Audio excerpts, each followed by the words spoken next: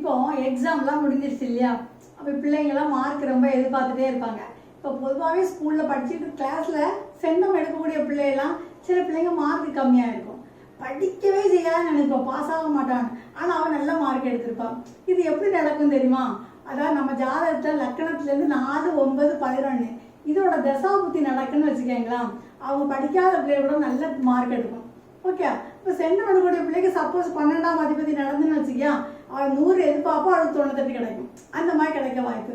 இப்போ நீங்கள் ஒரு என்ட்ரன்ஸ் எக்ஸாம் எழுதுறீங்கன்னு வச்சுக்க, இப்போ நம்ம எல்லாம் டிஎன்பிஎஸ்சி எக்ஸாம்லாம் எழுதுறோம்ல, அப்போ நீங்கள் அந்த எழுதும் போதும் உங்கள் ஜாதகத்தில் செவ்வாய், புதன், குரு இந்த 3 கிரகங்களும் 1, 4, 9 ஏதாவது ஒரு கிரகம் தொடர்பு இருக்கும்போது நீங்கள் அந்த டேட்டை ஃபிக்ஸ் பண்ணுங்கள், நீங்கள் என்ட்ரன்ஸ் எக்ஸாம் பாஸ். அதே மாதிரி இன்டர்வியூ எடுத்துன்னு போனீங்கன்னு வச்சுக்கலாம், அவங்க இன்டர்வியூவில் 3, 9, 11 தொடர்பு இருக்குன்னு வச்சுக்கோங்களா, இன்டர்வியூ பாஸ்.